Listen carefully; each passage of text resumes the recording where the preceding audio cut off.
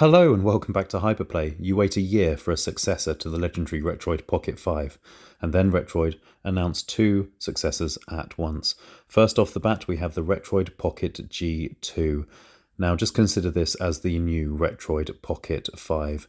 Everything is the same except it comes with a new processor, the Snapdragon G2 Gen 2, and will retail at the same price as the Retroid Pocket 5.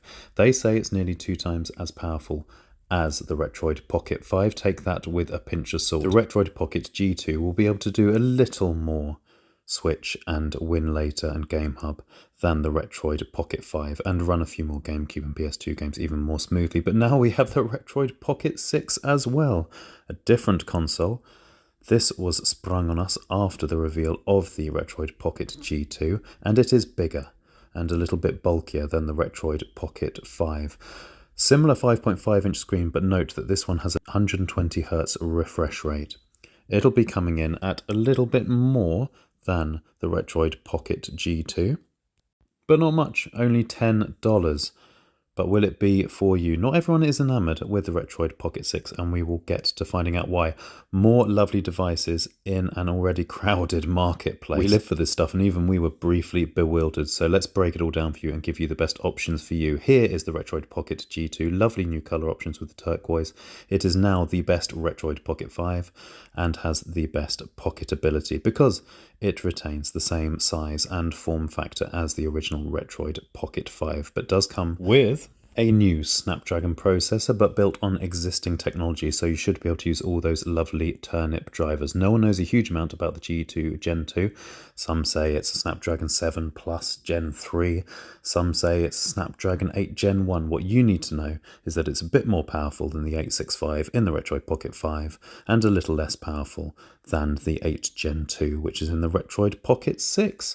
Speaking of which, for the Retroid Pocket 6, you will get your best OLED price to performance here. 5.5-inch screen, 120Hz. Now with the Snapdragon 8 Gen 2, you can consider it a mini Odin 2 Portal. It's got all the same features, just a smaller screen. So the RP6 has superb price to performance, an 8 Gen 2 8GB version, $209 on pre-order.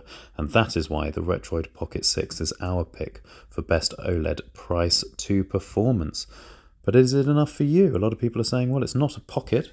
It's not a Retroid Pocket because it's bigger than the Retroid Pocket 5. And it is. Every dimension is that little bit bigger. Should be a bit more ergonomic.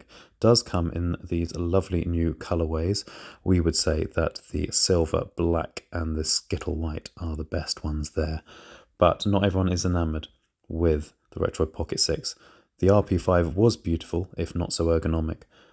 Not so many people are happy with the look of the RP6, and those buttons underneath and that screen-to-body ratio is not as good as the RP5, admittedly, but still a fine device, we think. We would also say, though others may disagree, that if you're going to have an 8 Gen 2 and that level of processing power, then you really should have the stick up top, because you're going to be able to play a lot more stick-heavy games latter gen.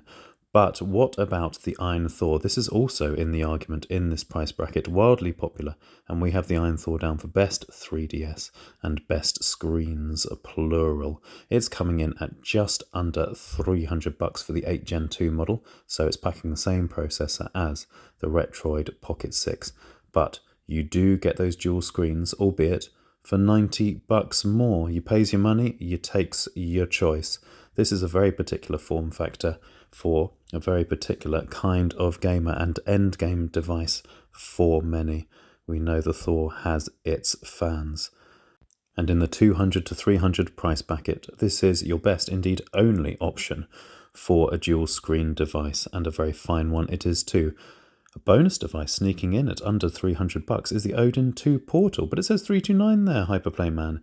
Aha, there's a secret code hidden down here, Portal Save 30, so with its 1080p 120Hz 7-inch beauty of a screen, the biggest in this category, the Odin 2 Portal gets our recommendation for best big OLED screen under $300.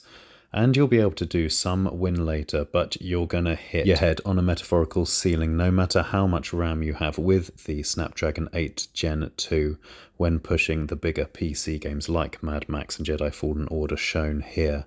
They both can play but you'll get crashes and low frame rates, which cannot be said for our number one recommendation under $300. Yes, it's the Konkr Pocket Fit. Incredibly, AYN Neo have done it. They have delivered a very strong handheld G3 Gen 3.